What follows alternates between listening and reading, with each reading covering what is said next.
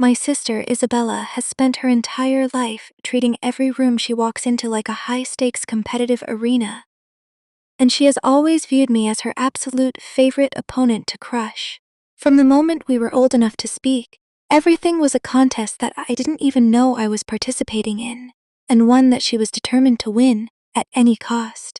While I was the quiet, introverted bookworm who preferred the dusty, comforting solitude of the local public library, Isabella was the loud, flashy, desperately insecure center of attention who fundamentally believed that the value of a human life was entirely dictated by the designer logos stamped on their handbag and the price tag on their car. Growing up, her relentless need to dominate me was exhausting and deeply woven into the toxic fabric of our family dynamic. It wasn't just sibling rivalry, it was a psychological campaign. If I proudly brought home an A on a difficult high school calculus exam, she had to loudly mock the subject as useless for real life. While parading around a new designer dress our parents had bought her to soothe her irrational jealousy. When I was accepted into a prestigious Ivy League university on a full academic scholarship, Isabella threw a spectacular, house-shaking tantrum because she had barely scraped into a local, low-tier party school. To placate her tears, our parents drained a massive chunk of their retirement savings to buy her a brand new European convertible. That was the established dynamic. My achievements were systematically downplayed or ignored entirely to protect her fragile ego, and her superficial, bought and paid for milestones were celebrated like global victories. When we reached adulthood, our paths diverged entirely, but her pathological need to humiliate me, to prove that she was the absolute winner of the family, only intensified into a toxic, all-consuming obsession. Isabella chased societal status with the unhinged, desperate ferocity of a starving animal. She moved to the wealthiest, most exclusive gated suburb she could find, maxed out a dizzying, terrifying array of high-interest credit cards to maintain the flawless illusion of a luxury lifestyle, and eventually caught what she considered the ultimate, life-defining prize. She married Preston Vanguard. Preston was a profoundly smug, overly gelled man who wore perfectly tailored, ridiculously tight Italian suits and drove a shiny red sports car he couldn't actually afford to put premium gas in. He had the personality of a wet paper towel and the work ethic of a heavily sedated sloth. He had dropped out of his MBA program to work as an independent wealth consultant, which was essentially corporate code for waking up at noon, day drinking, and playing golf on his father's dime. But what mattered to Isabella wasn't Preston's character, his kindness, or his intellect. It was exclusively his family name. Preston's father, Richard Vanguard, was a highly visible, incredibly loud, and deeply arrogant figure in the local financial world. According to the Gospel of Isabella, Richard was a terrifying titan of Wall Street, an absolute master of the universe who casually moved markets with a snap of his manicured fingers and smoked cigars with senators. Their wedding was a masterclass in financial vulgarity. It cost hundreds of thousands of dollars, featuring imported white orchids from Thailand, a rented helicopter for Richard's grand entrance, and a guest list of 500 people they barely knew. Throughout the reception, Isabella made sure to remind our entire extended family, at every possible opportunity, that she had married into an untouchable, historic financial dynasty. She claimed they practically owned Zenith Capital Partners, a notoriously powerful, aggressive, and highly secretive global private equity fund managing over $21 billion in international assets.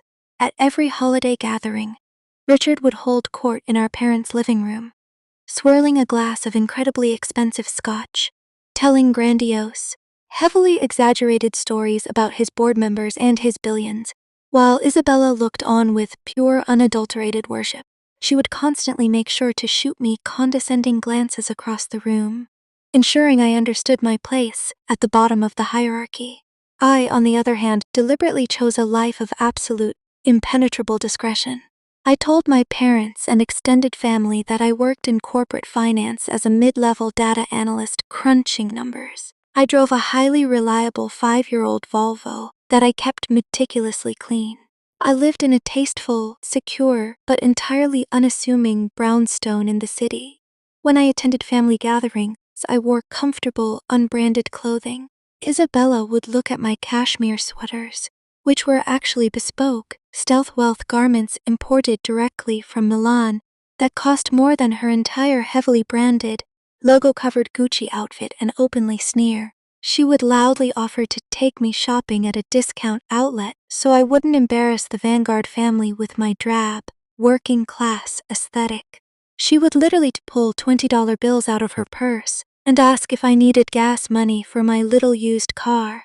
I never corrected her.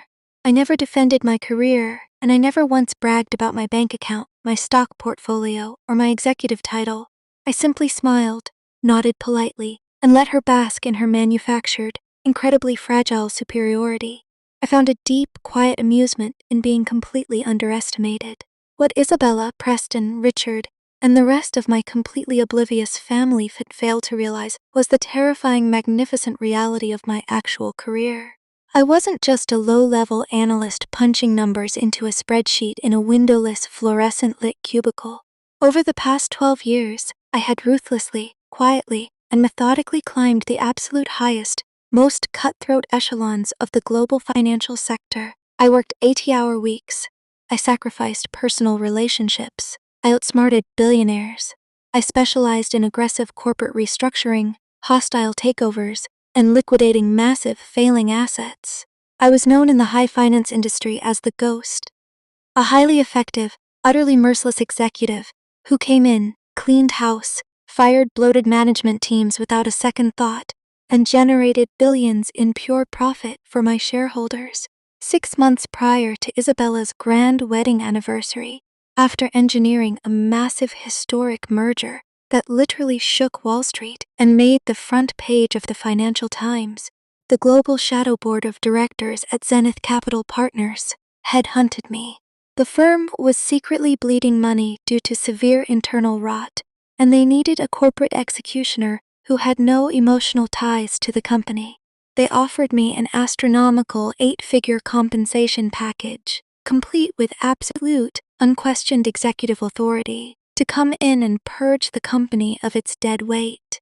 I wasn't just a new employee at Zenith Capital. I was the newly appointed managing director and chief investment officer. I was the absolute highest-ranking executive in the entire global firm, answering only to the shadow board of directors. And Richard Vanguard, Isabella's revered, supposedly billionaire father-in-law, he did not own the $21 billion fund. He didn't even own a fraction of a percent of it. He was merely a senior vice president of a mid-sized regional branch, a bloated, profoundly underperforming middle management executive who spent more time on the golf course and at expensive steakhouses than in the boardroom. Even worse, during my first 3 summers of quietly, systematically auditing the firm's global books with my personal team, my internal investigation unit uncovered something absolutely spectacular. Richard Vanguard was currently under severe, top-secret investigation by my office for gross financial mismanagement and outright theft. We had tracked his IP addresses, audited his offshore shell companies, and cross-referenced his vendor accounts. He had been forging invoices, creating phantom consulting firms, and artificially inflating his expensed reports to the tune of over $7 million over the last 5 years.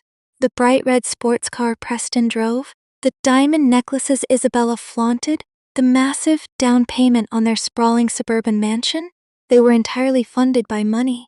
Richard was aggressively and clumsily embezzling from my firm. He was, quite literally, my direct subordinate and a petty thief I was silently preparing to completely destroy. I just needed to let the auditors finish crossing the T's and dotting the I's before I dropped the hammer and called the federal authorities. The grand, explosive collision of our 2 incredibly different worlds happened at Isabella and Preston's lavish, over-the-top 5th wedding anniversary party. It was held at a wildly expensive, exclusive country club on the coast, a venue chosen specifically because the initiation fee alone was more than most people made in a decade. Isabella had invited over 200 people, not close friends, but mostly casual acquaintances, local politicians, business rivals, and extended family members, solely to show off her perceived wealth and to solidify her status as the undisputed, untouchable queen of our social circle. The country club ballroom was an exercise in extreme, nauseating excess. There were twin swan ice sculptures dripping beluga caviar, imported white orchids hanging from the vaulted ceiling in massive crystal chandeliers, a live 10-piece jazz band, and a 10-tier cake decorated with edible gold leaf that nobody was actually allowed to eat. I arrived quietly, exactly on time, having driven myself in my unassuming Volvo. The valet had actually rolled his eyes and tried to direct me to the staff parking lot in the back until I handed him a crisp $100 bill. I was wearing a simple, flawlessly tailored black silk dress devoid of any recognizable labels, and I took a seat at a dimly lit table near the back of the room, right next to the kitchen's swinging doors. Throughout the seemingly endless cocktail hour, Preston and Richard strutted around the room like peacocks in mating season. Richard was loudly bragging to my uncle, my father, and a group of local real estate agents about a recent tech acquisition his firm had made in London. He was taking full, unabashed credit for a highly complex, multi-billion-dollar deal that my team and I had orchestrated over 6 sleepless weeks in Europe, while Richard was busy playing golf at a resort in Florida. Preston made a specific point to walk past my table, looking down at my simple glass of sparkling water, and sneered. He leaned in close, smelling of cheap designer cologne and expensive gin. He told me to enjoy the open bar while I could, but to try not to drink too much because I probably had to be up early to punch the time clock at my little cubicle job tomorrow. He even patted my shoulder in a mockingly comforting way. I just gave him a thin, polite, absolutely dead-eyed smile, took a sip of my water, and said nothing. But Isabella, fueled by 3 glasses of exorbitantly expensive champagne and the intoxicating, highly addictive attention of 200 captive guests, couldn't resist the overwhelming urge to put me in my place in front of a massive audience. She needed a victim to truly highlight her triumph. Without someone to look down on, her wealth felt entirely hollow. Halfway through the evening, the lights dimmed, a bright spotlight hit the center of the room, and the jazz band stopped playing. Isabella grabbed a silver microphone, stepping onto the elevated stage in her glittering, heavily sequined designer gown. After spending 10 agonizing minutes thanking her guests, bragging about the square footage of her new summer house, and detailing her upcoming, month-long vacation to a private, exclusive resort in the Maldives, her eyes scanned the dark crowd. Like a heat-seeking missile, she locked onto me in the back corner. She smiled, a sharp, vicious, predatory grin that I recognized from our childhood, the exact same smile she had when she accidentally destroyed my high school science fair project. She gestured dramatically for me to stand up. Reluctantly, not wanting to cause a scene that would disrupt the event, I stood up from my chair, keeping my hands clasped loosely in front of me. I just want to take a special, heartfelt moment tonight to thank my sweet, simple, incredibly hardworking older sisters for being here, Isabella announced, her voice dripping with extreme, suffocating, and incredibly condescending pity. It echoed through the massive, surround sound speakers, commanding the immediate attention of every single person in the room. She works so hard, crunching her little numbers in a tiny cubicle somewhere downtown, driving her little used car to make ends meet, never taking a vacation. It really keeps me grounded. It reminds me how blessed I truly am, seeing how the other half struggles to just live day to day. The room chuckled nervously. It was incredibly uncomfortable. A few people looked at me with genuine, humiliating pity. My parents, sitting at the head table of honor, looked down at their plates in mortified embarrassment, too cowardly to ever stand up to Isabella's bullying. But Isabella wasn't done. She was just getting warmed up. She walked over to where Preston and his father, Richard Vanguard, were standing at the edge of the stage, linking her arm tightly, possessively through her husband's. You see, some of us just get incredibly lucky in life, Isabella declared loudly, her voice bouncing off the gilded ceiling. Some of us marry into true, historic greatness. My amazing father-in-law here, Richard, and his historic family, they own Zenith Capital. It's a $21 billion fund. Billion, with a B. They control global markets. They buy and sell massive companies before breakfast. They are the absolute top of the food chain, the masters of the universe. She pointed a manicured, diamond-encrusted finger directly at me across the ballroom. And you, well, you balance spreadsheets for middle management so you can afford your rent and your little groceries. But hey, we all have our roles in society, right? We need worker bees. Maybe if you try dressing a little nicer next time, and maybe buy some clothes that aren't from a discount thrift store, Richard here can pull some strings. He could probably get you a job answering phones as a secretary at his firm. It pays a lot better than whatever little temp agency you currently work for. The entire ballroom erupted into an incredibly uncomfortable, hushed silence. People were staring at their shoes. Preston smirked, looking incredibly pleased with his wife's vicious public takedown. Richard Vanguard, standing next to them, puffed out his chest, holding his glass of scotch, absolutely reveling in the false adulation. He loved playing the role of the untouchable billionaire owner to a room full of local socialites who didn't understand complex corporate structures or private equity ownership. I didn't blush. I didn't cry. I didn't run out of the room in tears, which was exactly what Isabella was desperately hoping for. I just stood there, completely motionless, holding my glass of sparkling water. I maintained direct, unwavering, and chillingly calm eye contact with Richard Vanguard across the sea of tables. At that exact, cinematic moment, the heavy 12-foot solid oak doors at the back of the ballroom swung open with a loud, resounding crash that made several guests jump in their seats. My executive assistant, David, walked in. He was flanked by two massive men in dark suits wearing earpieces, carrying heavy, reinforced steel and leather briefcases. David was a man who looked exactly like what he was, a highly paid, utterly ruthless corporate bulldog who dealt exclusively in multi-million-dollar crises, legal warfare, and executive security. I had explicitly instructed him to track me down tonight, no matter where I was or what I was doing, because we had a massive, fiercely contested, time-sensitive corporate acquisition closing in Tokyo. The Japanese regulators required wet ink signatures, and I needed to physically sign the final, authorized board documents to beat the Asian market opening bell. David bypassed the confused waitstaff. He completely ignored the staring, whispering guests, brushing past a local politician, and walked with rapid, purposeful, heavy strides straight up to my table. He snapped his fingers, and one of the suited security men immediately placed a heavy briefcase on my table, popping the combination locks with a loud clack.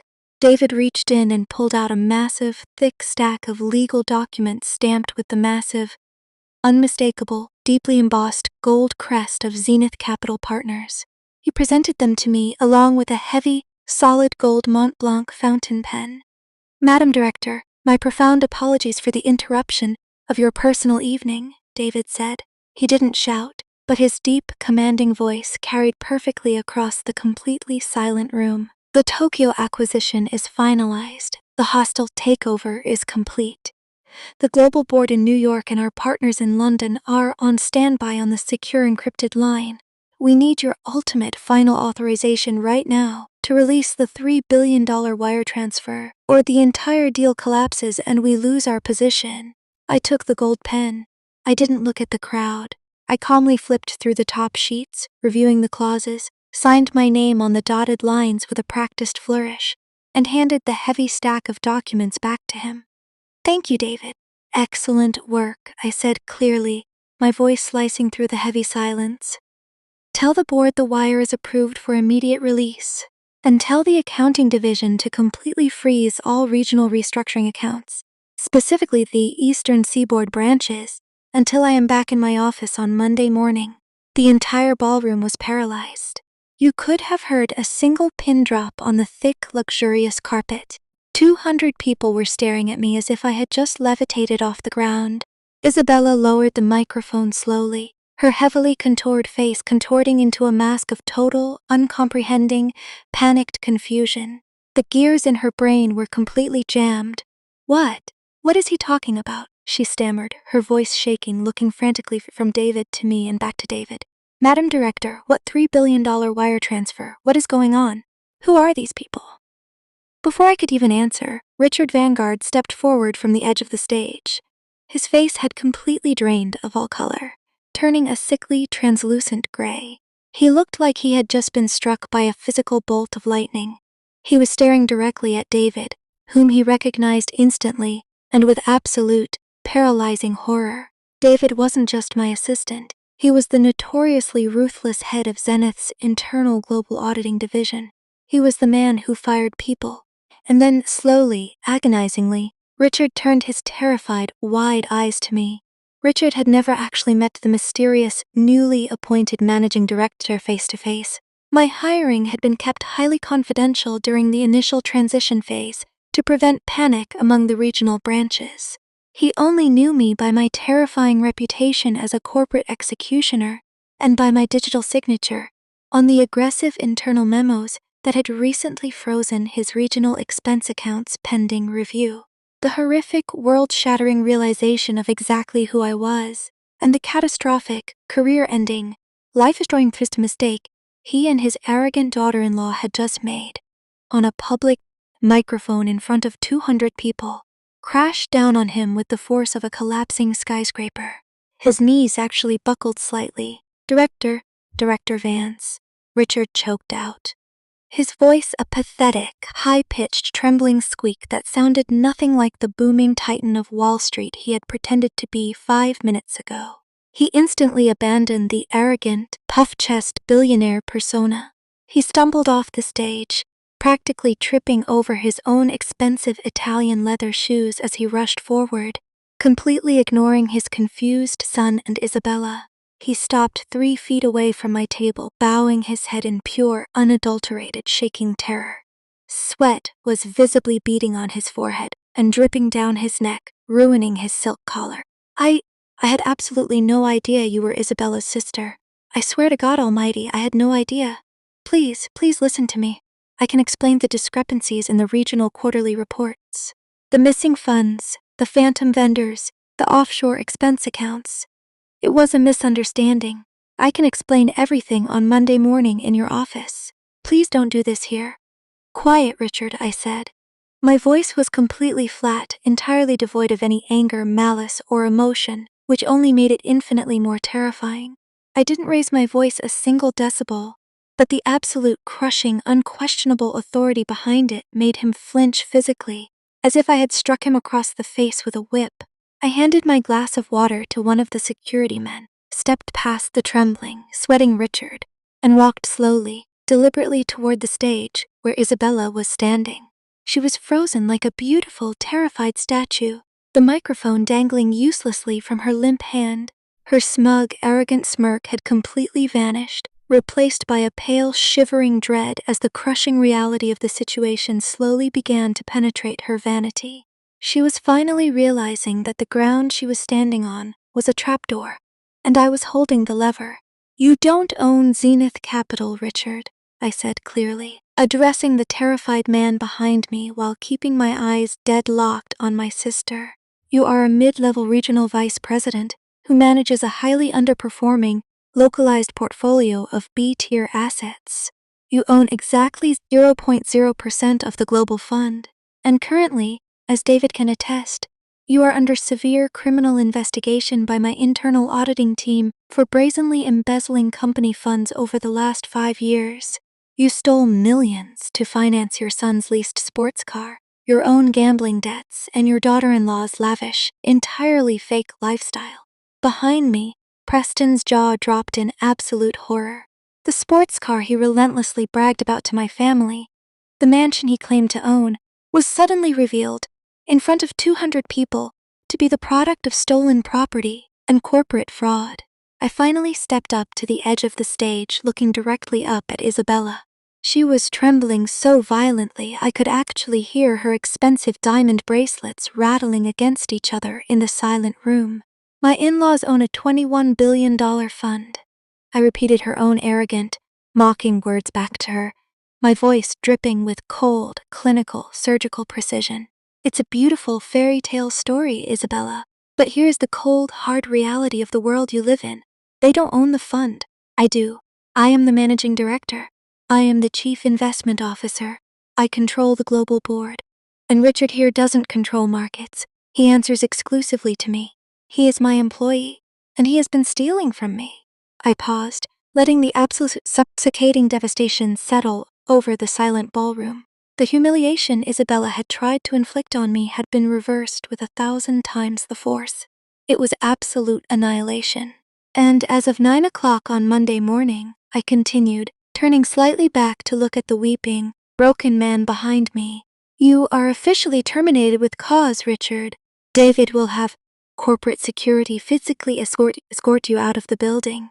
You will be facing a massive civil lawsuit for the embezzled funds. And if you do not immediately surrender every single asset you purchased with stolen company money, my legal team will refer you directly to the federal authorities and the SEC for wire fraud and grand larceny. Richard Vanguard actually collapsed into a nearby empty chair, burying his face in his hands, openly, loudly sobbing in front of 200 stunned country club guests. Preston stood completely frozen on the stage, his entire fake wealthy persona instantly vaporized into dust, realizing he had absolutely zero skills, zero money, and zero future. I turned back to my sister for the final blow. The sheer overwhelming magnitude of her humiliation was almost a physical entity in the room. For her entire life, she had painstakingly built her entire identity around being better than me, wealthier than me, and more important than me. In less than 3 minutes, I hadn't just proven her wrong. I had systematically dismantled her entire universe. I had stripped away her fake wealth, publicly fired her father-in-law, and exposed her arrogant husband as a penniless fraud living on stolen money, all without ever raising my voice or losing my temper.